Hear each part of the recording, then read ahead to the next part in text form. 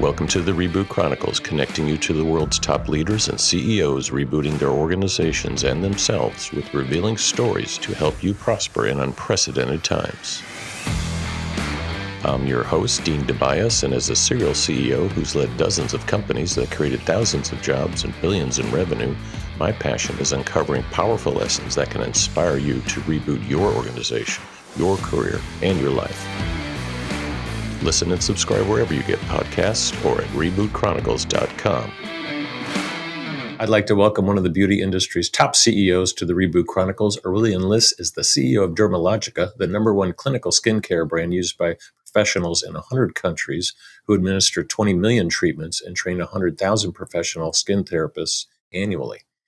Founded by Jane Werwin 4 decades ago, using her $14,000 of savings, Dermalogica is part of Unilever now, one of the world's largest consumer goods companies, who did $65 billion in revenue last year.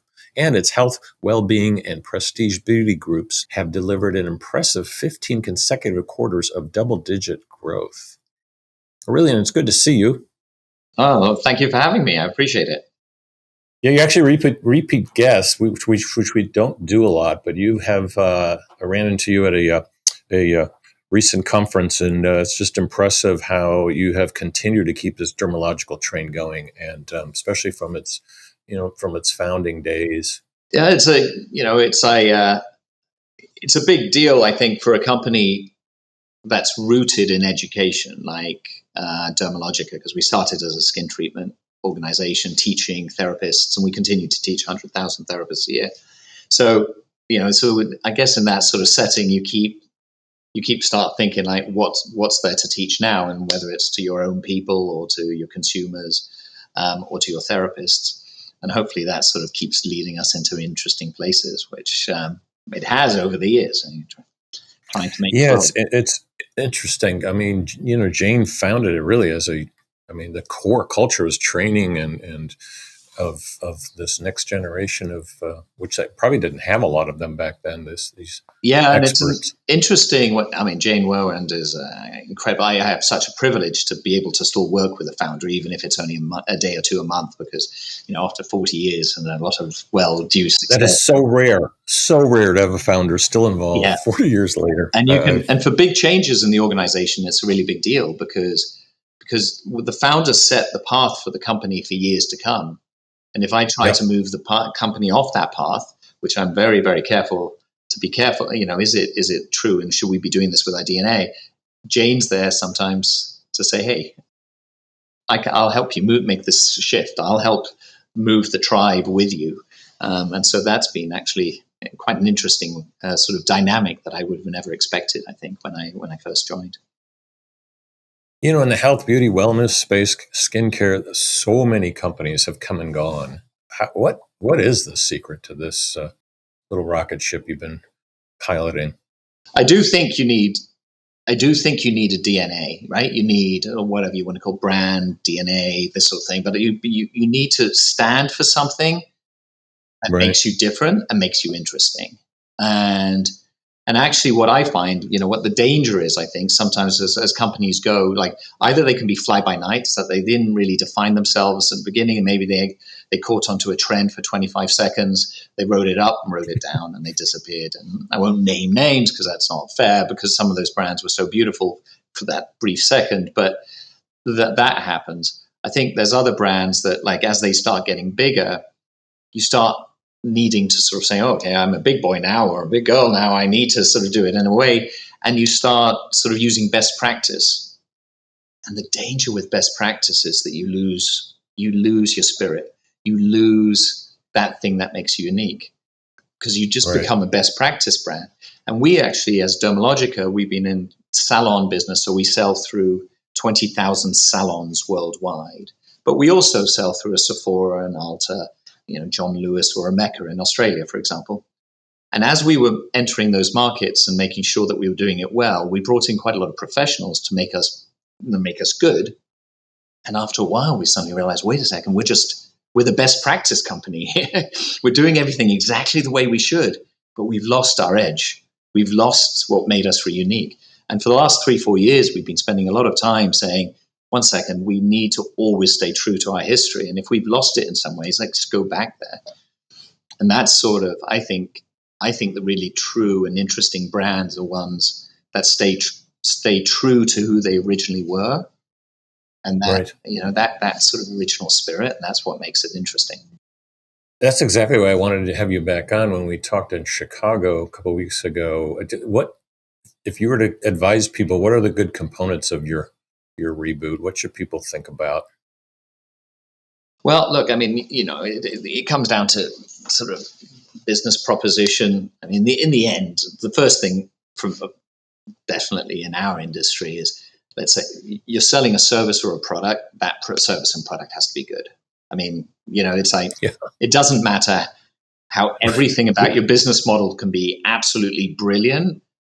Right. If your product's crap, you're destined, you're not going to survive because you need to build that longevity, and especially in skincare. It's not like, it's a very different industry, because I used to work in makeup and very personal. Yeah. It sounds like I was dressed in actually in teenage girls' clothing as well. But those are industries I was in as opposed to partaking in. And it was interesting that those were very easy, quick. A mascara, quick purchase, try it out. I'm happy. With skincare, people are concerned. Like, always concerned. Like, is it going to be good for my skin? Is it going to do what it says and not cause an irritation? And I definitely don't want an irritation. And maybe it's because people had troubled skin growing up, in puberty and later. And so that sort of means that that's the first thing. Then afterwards, it's like, how can you surprise and delight? How are you doing something that's actually interesting and, getting through the clutter? The number of brands in our industry is phenomenal, right? It's like thousands of brands, thousands of products. And there's like, it's so easy to launch something. And a lot of the brands are good. A lot of the products are good. But, so once you got that, then you have to say, okay, how am I different? What am I doing?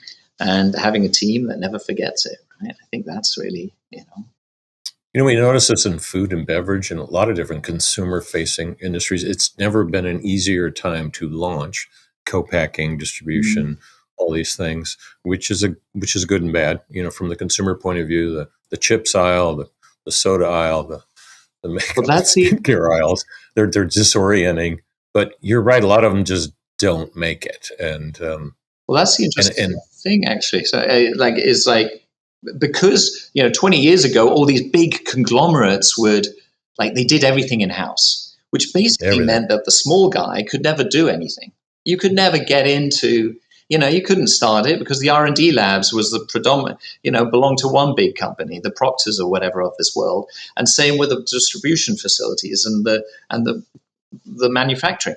And now, like, over years, everything was started to be outsourced because too many generations of McKinsey consultants came in and suggested that wasn't core. And exactly. So in the end, a small business, a small entrepreneur has access to that in ways that's really quite surprising. And they can actually access the same distribution facility, the same manufacturer, an equivalent R&D. And so that does mean that the barriers to entry are much easier, have gone down. And then so people come into the industry, and then you have to say, okay, what are you going to do? How are you going to stand out? And there have been waves, right? And how you stand out changes with time. For a while, in like the 70s, 80s, 90s, it was about being in department stores, and groups like Lauder locked that up. But then later, the Indi-brands, and when Sephora started, there was other places, and there was retail. Then you started having a digital social with Instagram. That probably flipped at some point. Probably, then it became a DTC sort of stepping stone with paid media and Google. There was the TikTok thing at the same time. Then you have a return to brick and mortar, which is happening at the moment. So you have all these waves which go over the industry, and you basically, you're trying to, I guess, a bit like in Dune, a film that I just watched last night for the first time. You're trying to hook the worm and ride it, sort of thing, and that's sort of the way you want to get into these industries and sort of pull your brand in the right way. The elusive worm, always moving too. The other thing I love about you guys is, and this is coming from a CEO that's exited and sold a lot of companies like the Salesforce and AT&T and WPP, and the integration side is always how should I put it? It often is a train wreck, whereas Unilever, one of the largest companies on the planet, has decided to leave you alone, and you've kept this entrepreneurial culture and quite frankly, training, leadership, thought leadership, whatever you want to call it, culture. Is that been hard for you to maintain? Or I think it is. It is quite hard to maintain. I think it's one of the benefits of the way that Unilever has had respect, and maybe Unilever's particularly the people involved with buying like brand like Dermalogica, which was bought in 2015. Some of those people will have had experience at Unilever in the Calvin Klein days and the Elizabeth Arden days, where maybe mistakes were made, and there's so hopefully we're humble and like the company learns from mistakes as well. I joined a bit later, so they had already said like, no, this is going to be a standalone.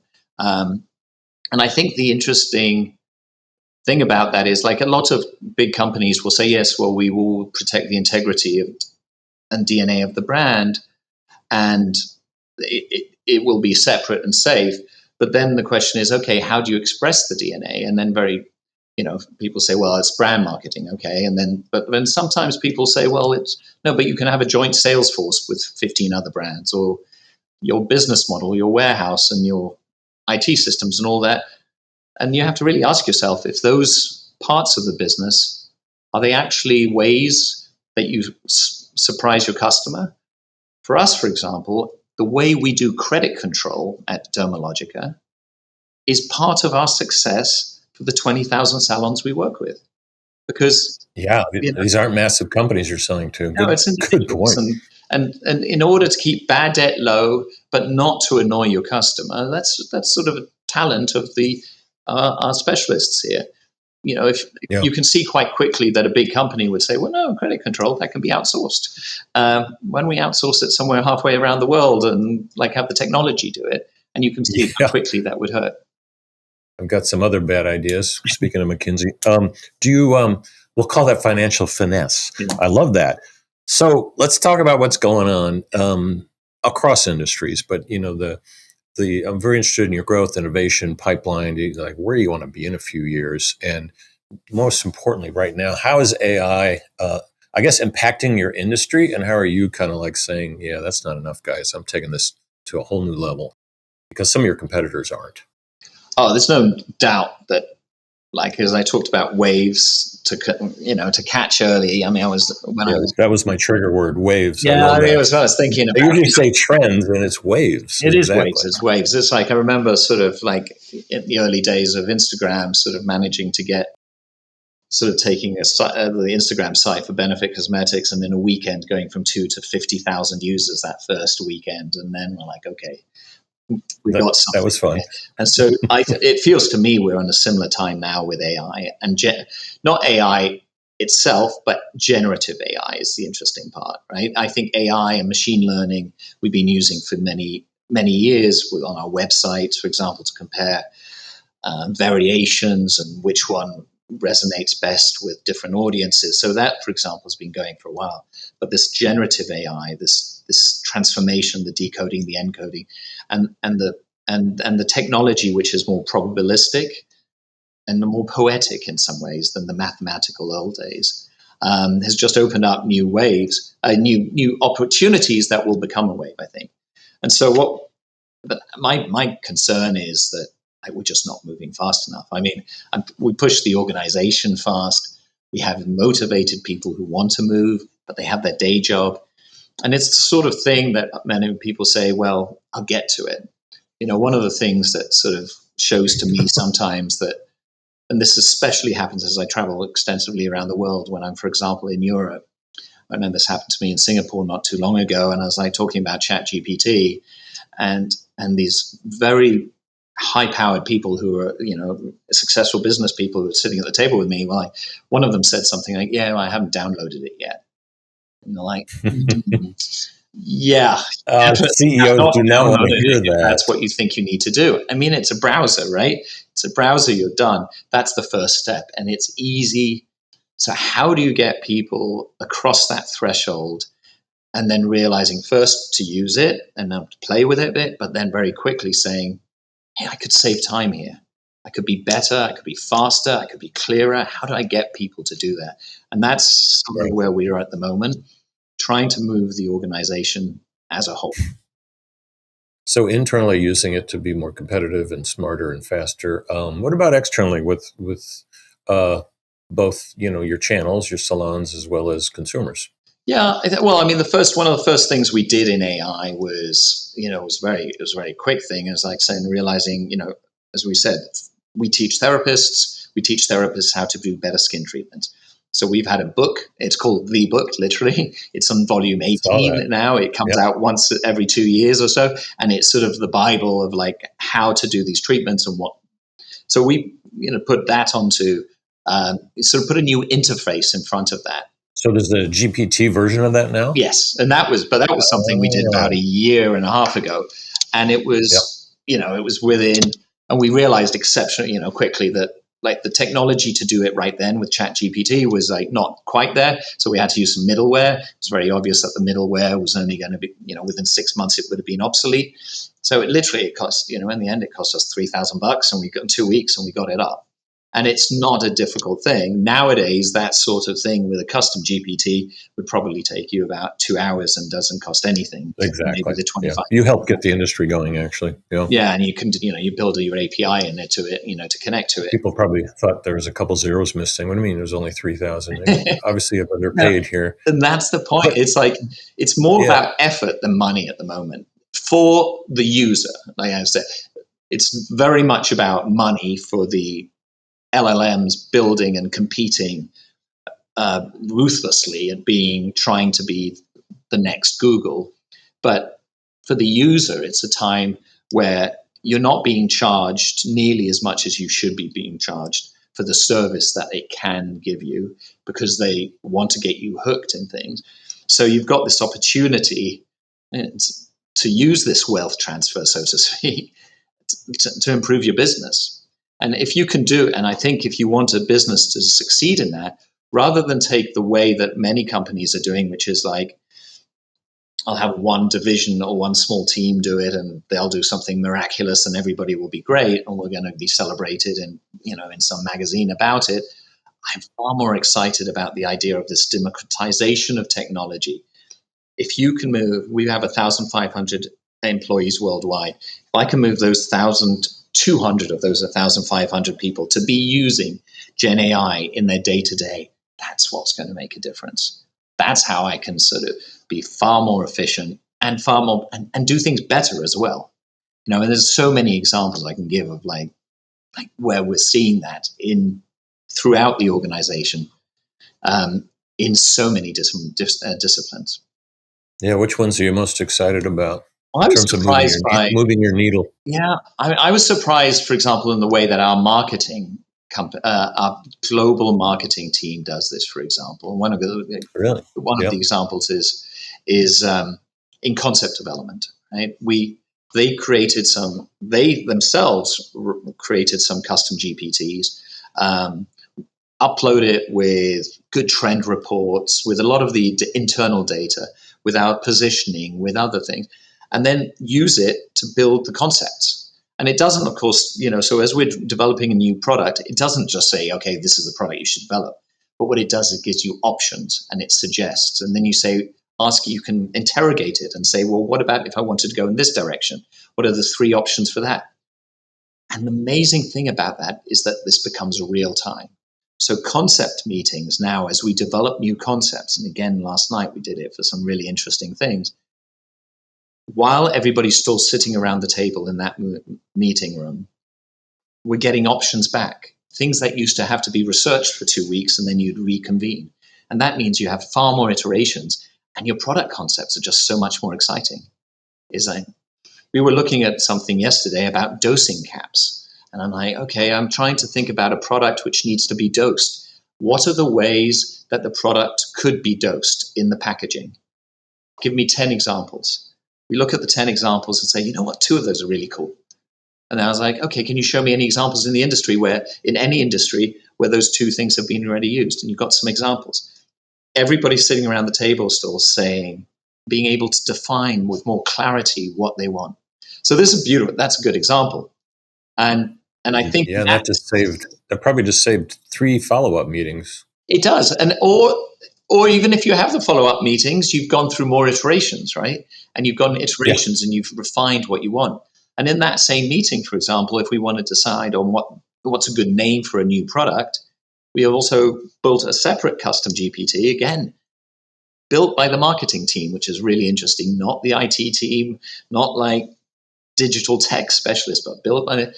And it basically hits the API for the US Patent Office and checks the name and the trademark. It goes to regulatory to make sure we're not using any names, which in somewhere in the world, sometimes you have like certain words are excluded from being allowed to be in a skincare name.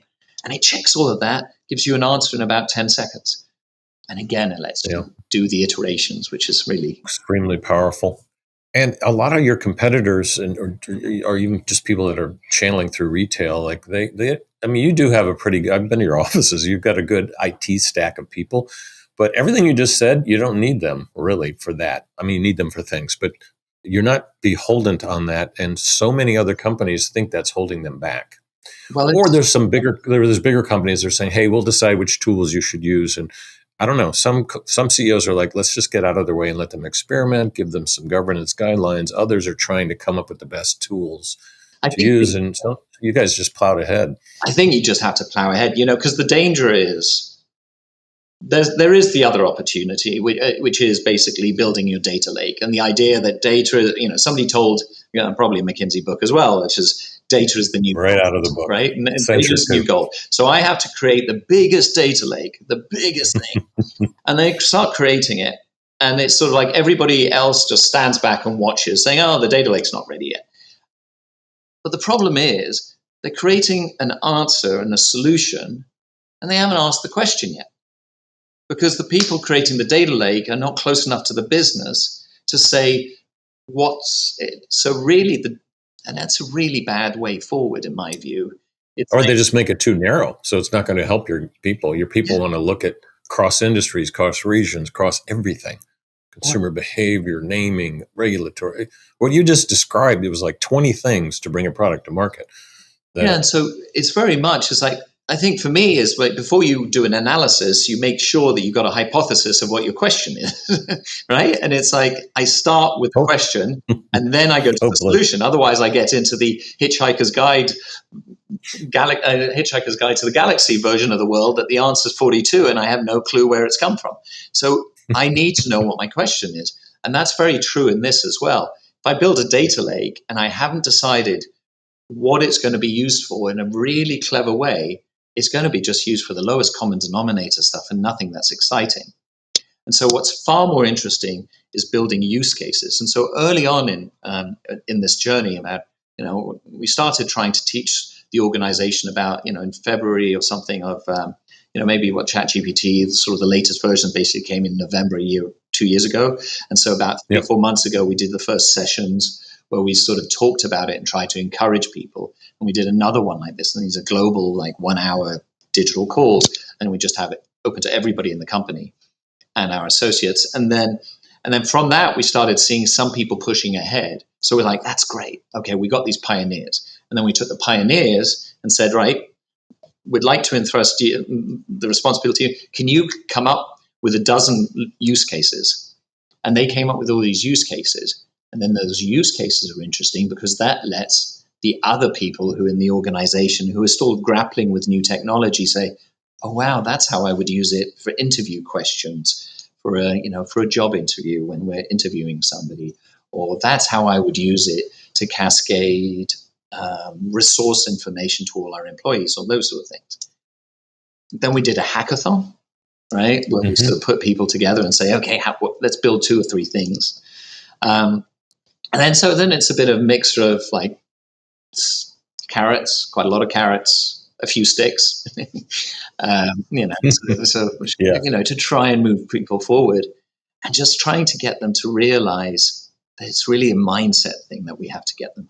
If they can believe they can do it, they can ask the tool, and they have to have that mindset. I was trying something, sort of an interesting example was a few days ago, traveling. I was in Taiwan last week. I had a business card. I wanted to get it into my iPhone as quickly as possible. It's like, I'm not typing this. Take a photo, put it into ChatGPT, tried the new Apple Intelligence, didn't really do anything. So I went to just ChatGPT itself, uploaded it and said, okay, put it, create me a contact entry. Nah, can't do it. Okay, create me a VCF file. No, can't do that. I was like, yes, you can. I was like, okay. And then it shows me it and tells me to do it, like download it in Word. I'm like, could you do it for me? No. It's like, yes. And then it does it. So this is the point as well. It's like, because this is you had to beg ChatGPT. the same chat, right? I needed to tell it basically 3 times, yes, you can do this. And in the end, now, if I upload a photo of a business card, straight away it gives me a VCF. I click on it, I save it to my save it to the contact. I'm so going to use that. So it's that sort of thing. And so, but if I didn't have the mindset that I can make it do the things I want, I would have been switched off on the first attempt. I would have been, the first time it says something that's not quite what I like, is like, oh, okay, it doesn't do that. Let me go away. And I'll just start typing it. So the digital mindset is so important that we get that through the organization and actually through the industry, I think, if we want to prove, because that's one of the impediments for this technology to be adopted. Those of you that are already updating your LinkedIn profiles, some of the best career advice we've got on the program for a while. So these AI pioneers don't just like learn it, actually be it and lead it. I'll call them AI rebels, because you will be the resourceful person in the company that the CEO wants to use. I think I built that one sort of, without naming names so it doesn't become a plug, but my wife runs a consultant, an innovation consultancy that helps mostly young women gain this digital fluency. And the amazing thing is, of her classes, she runs these master classes, of the dozens of people who take them, that more than half, 60% of the people these women who take it, get a new job, get a promotion within 6 months. And it's because they've made themselves visible through having the right attitude to digital fluency. And it's an interesting thing. So your point exactly of what like LinkedIn and moving forward in this way, I think is very, very true. I know a lot of people that don't have the right attitude about digital fluency. It's hard for some folks. They're like, I already learned everything so far. I'm like, yeah, well, it keeps changing, so don't stop. They're like, it's exhausting. You go ahead and plug it. What's her group? It's called Future Ready Manager or Future Ready Woman, and so that's I like it. It's a nice play, but it's a there was actually on that there was a beautiful painting by Goya when he was 80, and my Spanish is horrific, but it's aun aprendido. He wrote on his painting. It's basically a self-portrait of him, and he writes on it next to it, "Still learning." And he's in his learning. And I'm like, Amen. Okay, yes. That's me too. You've had a very eclectic background. Those of you that are on the video feed can see that Aurelian's had long hair for quite some time. I know him before COVID, so it's not a COVID thing. So you definitely stand out in a corporate audience. But what's been your biggest personal challenge in Reboot over your crazy career? I think you started out on oil rigs. Yeah, or something. I mean, probably the reboot after that one. Yeah, having studied physics and being quite nerdy, as you may have been able to tell so far. It's like there was two years on oil rigs, mainly offshore Bombay, and so that was there are lots of stories I could tell you there with the tool separate episode tool pushers on American rigs and then Indian rigs in that time. But I came back and I said, look, I want to do something more normal, and joined a business, and I was in sort of management consulting, and I was like, okay, not management consulting, financial controlling, sort of in a big FMCG company. And I was asked to do the cash flow.